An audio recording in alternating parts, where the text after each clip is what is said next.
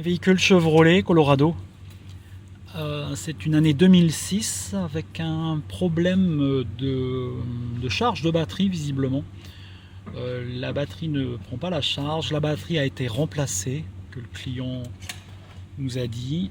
L'alternateur a été également remplacé, mais il y a toujours le souci. On va vérifier ici au tableau de bord, vérifier le symptôme du client. Donc on voit ici, lorsque je mets mon contact, mon voyant de batterie s'allume, c'est normal. Je mets mon véhicule en route. On s'attend ici à l'extinction de tous nos voyants. On peut remarquer que les voyants se sont éteints, sauf le voyant d'ABS, donc on a une panne d'ABS. Alors on a également l'afficheur faute de l'ABS ici. Bon, la porte est ouverte. Alors ici ça fonctionne. Pour l'instant, rien au tableau de bord nous indique qu'il y a un souci. Et voilà, le voyant de batterie ici vient d'apparaître au bout de quelques temps.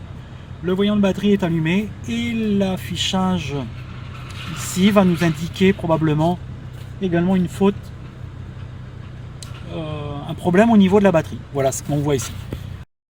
Première vérification, on a fait nos vérifications visuelles.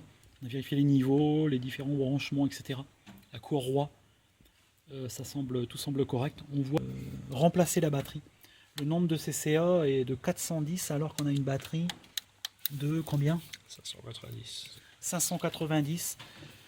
Ici, la batterie est restée probablement longtemps déchargée et donc elle s'est abîmée rapidement.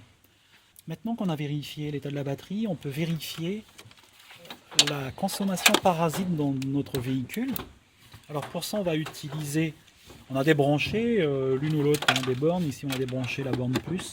On va utiliser un ampèremètre. Une autre ampèremètre, on va aller justement se brancher en série. Et on va vérifier la consommation parasite. Alors on peut voir ici 1 ampère. Donc on attend, il faut attendre quelques minutes. Alors on vient de voir ici, on vient de tomber à 50 mA.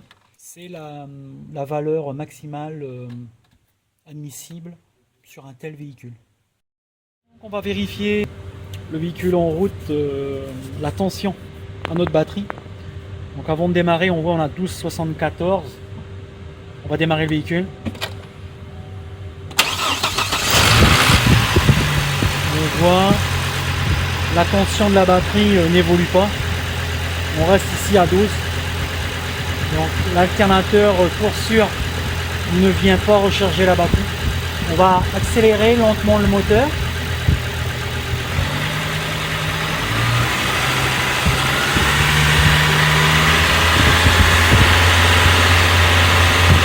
Redescendre.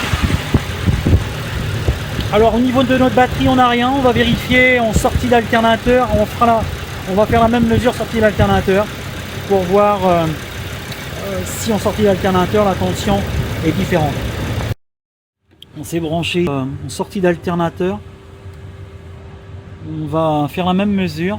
Sans avoir mis le véhicule en route, on devrait avoir 12 volts. Et là on n'a pas 12 volts à la sortie de l'alternateur. L'alternateur ici n'est pas relié à ma batterie.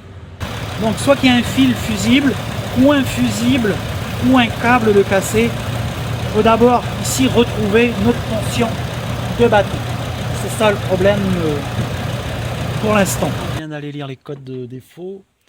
Là, les codes défaut au niveau du moteur, on voit bien ici, donc on a le P0622, qui est un code au niveau du circuit de l'alternateur. Relever des codes défauts dans notre véhicule, on a eu un code, un P0622 ici, où on a sorti ici la description. C'est un code qui est enregistré en gros lorsque la commande d'excitation sort des tolérances. Alors voilà, je résume simplement ici. Il y a différentes conditions pour enregistrer ce code. Le schéma de notre alternateur. On voit bien ici notre batterie. On passe par un fusible de 100 ampères. C'est notre sortie d'alternateur ici qui est reliée à notre batterie. On voit notre régulateur ici, il est intégré à notre alternateur, mais ce régulateur il est piloté par le calculateur moteur pour tenir compte d'un certain nombre de paramètres. Paramètres de démarrage, paramètres de charge, paramètres de ralenti. On va pouvoir justement asservir la charge en fonction du fonctionnement désiré. On ne rentre pas dans les détails, mais si je résume, c'est ça.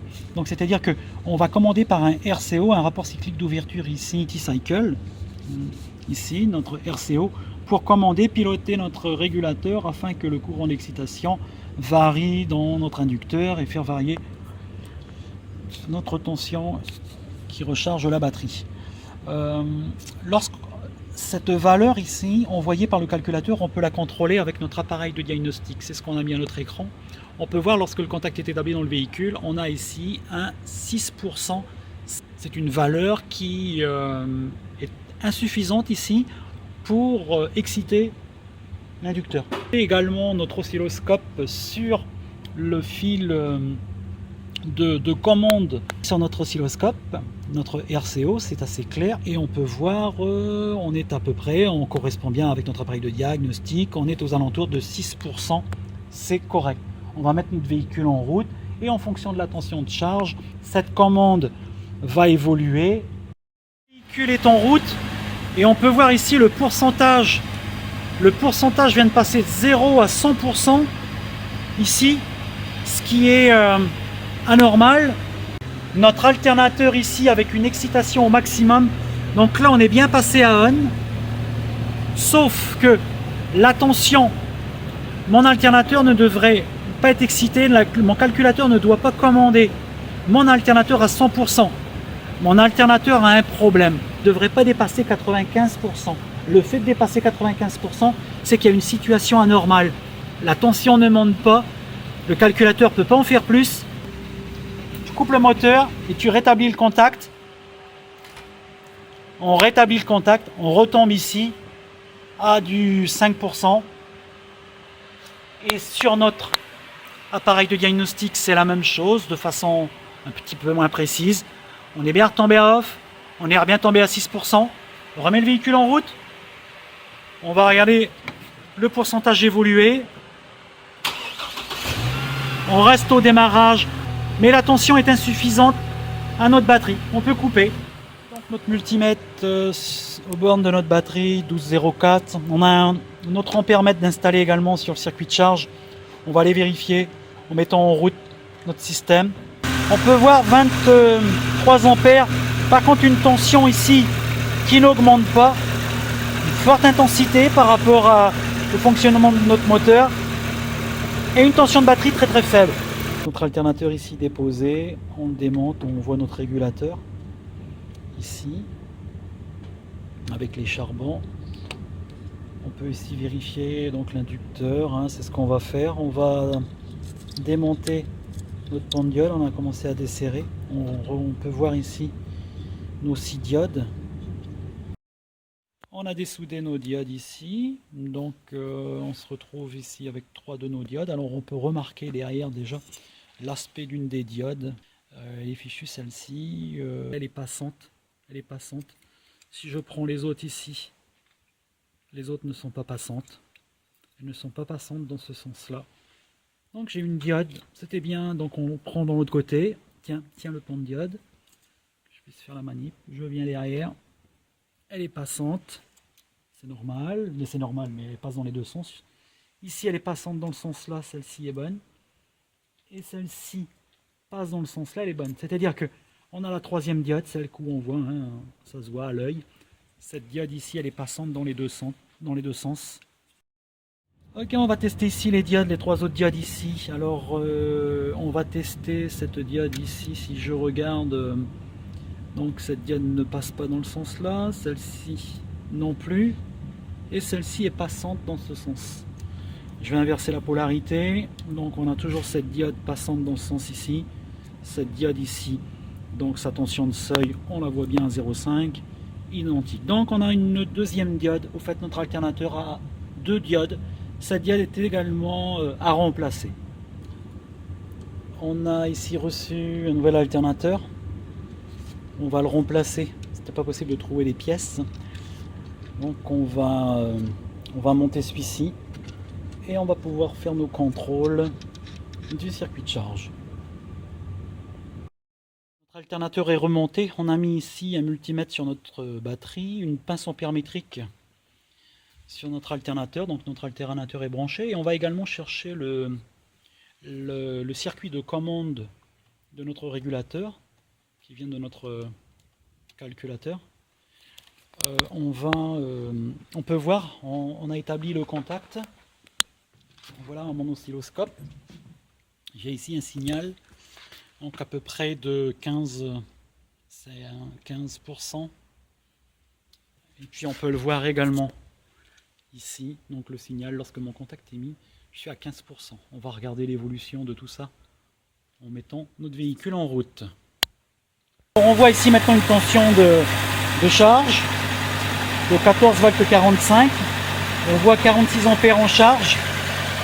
Si on regarde mon oscilloscope, on voit bien que le circuit de commande venant de mon calculateur ici est proportionnel à ma tension de sortie. C'est bon, il n'est pas à 100%, c'est ce qu'on voulait voir. Ce qui correspond ici, on peut le voir également sur notre appareil de diagnostic, 47-46%. Et on voit bien que notre signal sortie alternateur est correct. Toujours 42 ampères, une tension qui reste en dessous de 15 volts. Une commande ici qui reste aux alentours de 40, 45, 50%. Je pense qu'on est correct. On a une batterie, la batterie a également été remplacée, une batterie neuve. On va le laisser tourner un petit peu. Tu vas mettre des consommateurs, tu vas allumer les pleins phares, tu vas mettre la soufflante de la chaufferette à fond. On le voit réagir. Accélère un petit peu à 2000 tours. 60 ampères. 14,38. 50%. 45% exactement. Donc le circuit est correct, c'est parfait.